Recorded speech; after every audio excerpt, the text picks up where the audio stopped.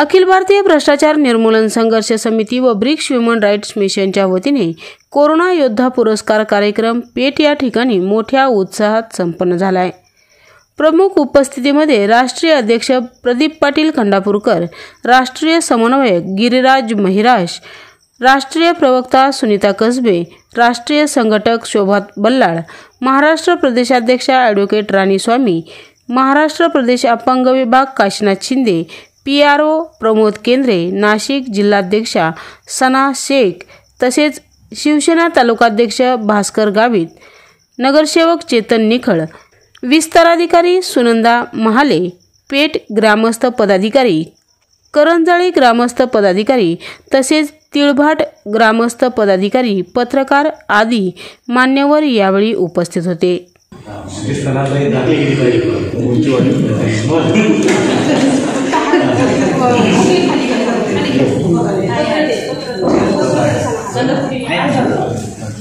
चेतन जी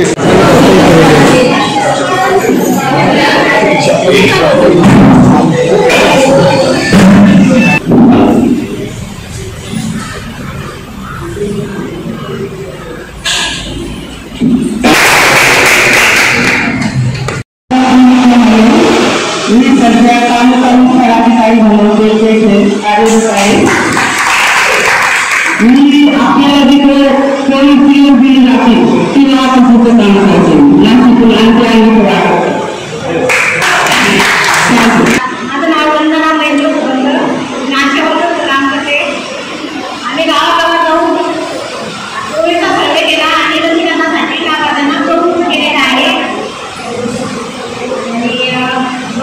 काही माणसं कोविडचा घेत नव्हते, त्यांना आधी त्याचा मोठा फरक दिला आणि ते लोक तयार झालेले आता लस घेण्यासाठी भरपूर लोकांनी लस घेतलेली आहे। माझ्या नाव मेरा शुभमुळे याची माझं तुम्हाला शिक्षण आहे ते मी पेठमध्ये काम करते।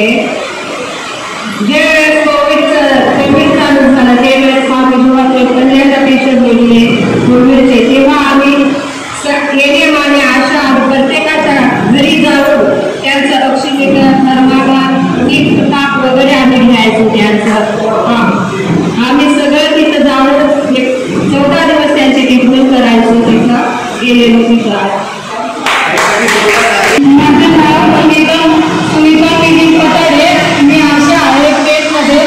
आम्ही कोरोना काळात घरोघरी जाऊन सगळे आमच्या घरच्यांनी आम्हाला मना केली होती, पण तरी पण आम्ही न घाबरता आम्ही विचार केला लोकांचा की आपण त्या क्षेत्रात काम करतो म्हणून आम्हाला हे काम करावंच लागेल। मग आम्ही घरोघरी जाऊन लोकांनी सर्वे केला, थर्मामीटर ऑक्सिजन हे तपासत राहिलो आम्ही। अखिल भारतीय भ्रष्टाचार निर्मूलन संघर्ष समिती आणि ब्रिक्स ह्युमन राईट्स मिशनच्या वतीने आज या पेठ नगरीमध्ये आपली जिल्हाध्यक्षा सनाताई शेट्टी यांनी जो कार्यक्रम ठेवला आहे त्यामध्ये आपले संघटनेचे राष्ट्रीय अध्यक्ष प्रदीप पाटील खंडापूरकर बाबा यांनी अध्यक्षस्थान स्वीकारलेलं आहे। स्टेजवरील सर्व मान्यवर, सर्व आदरणीय माझ्यासमोर बसलेले माझे बंधू आणि भगिनी, तसेच माझ्या 2 बहिणी आणि सर्वांचे संघटनेचे लाडके आणि सर्वांचे संघटनेचे मार्गदर्शक आदरणीय गिरिराज दादा, या सर्वांचं इथं अभिनंदन करते। मी ॲडव्होकेट राणी स्वामी, महाराष्ट्र प्रदेशाध्यक्षा लातूरून आलेली आहे।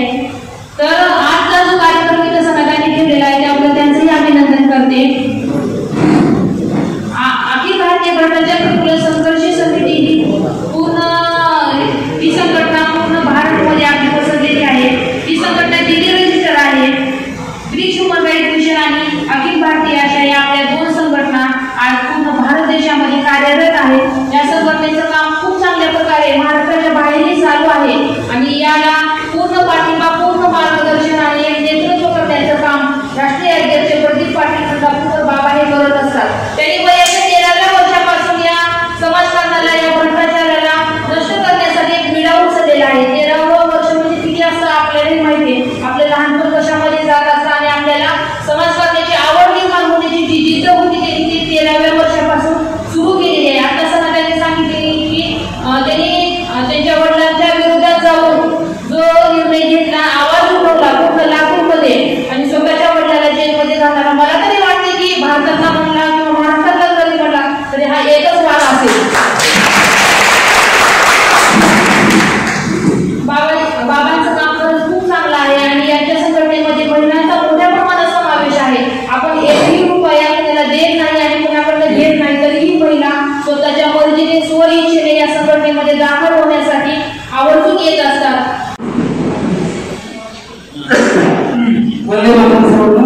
अखिल भारतीय भ्रष्टाचार निर्मूलन संघर्ष समिती तथा ह्युमन राईट्स मिशनच्या संयुक्त विद्यमाने आज हा कार्यक्रम आयोजित केला आहे. आज जवळजवळ 4 दिवसापासून आम्ही हा कार्यक्रम आयोजित करतो. या अपंगाच्या व्याधा कोणीच समजून घेतल्या नाही. आम्ही उस्मानाबाद जिल्ह्यामध्ये बाबाच्या अधिपत्याखाली काम करतो. तर आज उस्मानाबाद जिल्हा आणि लातूर जिल्हा 80% अपंगांना न्याय मिळालेला आहे. त्यांना शासनाकडून काय काय योजना मिळतात या संदर्भात आम्ही सारखं त्यांना सांगत असतो व्हॉट्सअपद्वारे. आता मग रोज सकाळी 9 वाजता मी 2 अपंगांना समोर विचारले की बाबा तुमचं अपंगाचं कार्ड आहे का, UDID कार्ड. तर त्याने सांगितलं साहेब नाही आम्हाला काहीच माहीत नाही UDID कार्ड. त्यांच्याकडे फक्त SATMचं कार्ड आहे. आता काय झालं की केंद्र सरकारने UDIDमध्ये त्यांना वर्ग केलं. ते कार्ड जर मिळालं तर लॉंग लाईफ ते कार्ड त्याला चालणार आहे. बरोबर केवळ तपासायची गरज नाही आहे किंवा कुठं जायची गरज नाही आहे. ते कार्ड दाखवलं की ऑल इंडिया चालणार आहे. असं एक कार्ड UDID कार्ड मिळणार आहे. पण बरेच लोकांकडे कार्ड नाही. आता मी तिळघाट, नागपूर, मासारे, करंजाळी आणि खांडवीचा एक मुलं भेटला होता. त्यांना सांगितलं साहेब आमच्याकडे काही योजना असतात. आता हे का होतं तर हे होतं की ह्या नालायक अधिकाऱ्याच्या कारणामुळे. जसं की ज्याप्रमाणे बघा आपण सूर्य मातृत्व अभियान, झाडे लावा झाडे जगवा अशा विविध योजना आहेत. त्याचे बॅनर लावले जातात आणि त्याची पब्लिसिटी करून लोकांना जनजागृती केली जाते. परंतु या ग्रामपंचायत किंवा समाज कल्याण अधिकारी किंवा शासनाकडून असे बॅनर लावून की अपंगासाठी काय योजना आहेत हे माहितीच होत नाही. आणि मग अशा आता जिल्ह्याच्या ठिकाणी तालुक्याच्या ठिकाणी लोकांना माहीत नाही तर ग्रामीण भागात त्याची अवस्था बेकारच आहे. आणि योजना आहेत. आता अपंगाचा ग्रामपंचायत 5% निधी दरवर्षी द्यावा, 5% निधी आहे. परंतु तो निधी काय करतात की कुठल्या तरी योजना चाराने वापरायच्या बाराने करायचे. हा जो प्रकार चाललाय हा बंद होण्याकरता मी अहोरात्र त्यासाठी काम करतोय. अखिल भारतीय भ्रष्टाचार निर्मूलन समितीच्या माध्यमातून राष्ट्रीय अध्यक्ष ज्यांनी आपल्याला म्हणजे मी तर आदर की आमचा आदिवासी भाग, अतिदुर्गम भाग, अति कुठल्याही सुख सुविधा नसलेला असं किंवा काही यंत्रणा नसलेला असा भाग आणि अशा ठिकाणी एक अखिल भारतीय भ्रष्टाचार निर्मूलन संघर्ष समिती या ठिकाणी येऊन पोहोचते की सर्वसामान्य माणसांच्या काय अडचणी आहेत आणि त्या दृष्टिकोनातून त्यांना कसा न्याय मिळवून देता येईल या दृष्टिकोनातून या ठिकाणी त्यांनी आजची ही बैठक आयोजित केली.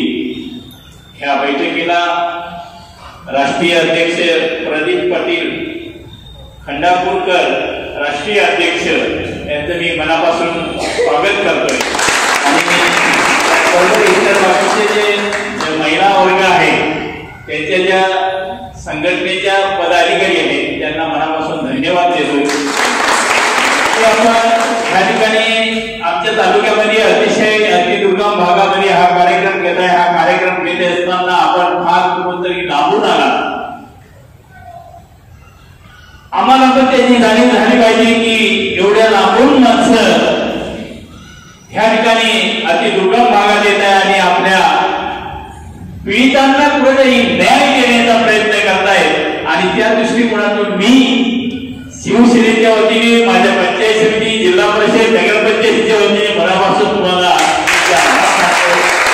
या ठिकाणी काम करत असताना अतिशय जे सांगलं गेलं ताईंनी आता मगाशी की बऱ्याचशा काही अडचणी आहेत, बऱ्याचशा काही समस्या आहेत. पीडितांना कुठेतरी न्याय मिळवून द्यावा आणि त्या माध्यमातून संघटनेच्या माध्यमातून त्याला कुठेतरी आधार द्यावा आणि त्या आधारातून त्याला कुठेतरी उभं करावं. ह्या दृष्टिकोनातून जेव्हा आपण या संघटनेमार्फत काम करताय एक लक्षात घेतलं पाहिजे की सर्वसामान्य माणूस या ठिकाणी जरी आम्ही पदाधिकारी आहोत, जरी आमच्या सत्ता आहे, या ठिकाणी माझ्या पंचायत समिती आहे, जिल्हा परिषद आहे, नगरपंचायत आहे, ग्रामपंचायती आहेत, इतर बाकीच्या सगळ्या काही संस्था असतील ते जरी आमच्याकडे असतील तर आम्ही सगळीकडे पुरू शकत नाही. कुठे ना कुठेतरी अभाव असतोय. मग आमच्यामध्ये अभाव असेल किंवा आमच्या प्रशासनामध्ये कुठेतरी अभाव असेल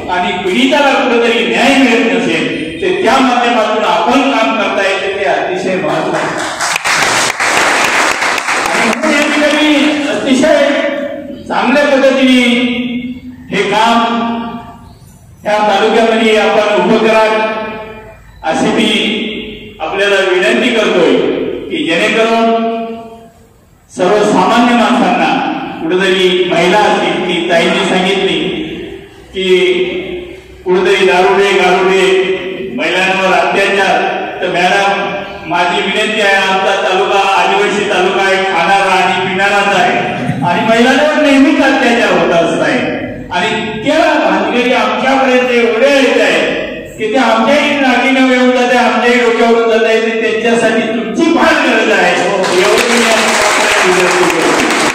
आणि म्हणून या ठिकाणी ते काम उभं झालं तर अतिशय चांगल्या पद्धतीने होईल अशी मी विनंती करतोय. कारण ह्या ठिकाणी हा आदिवासी दुर्गम भाग असल्यामुळं कदाचित आमची माणसं खाणारी पिणारी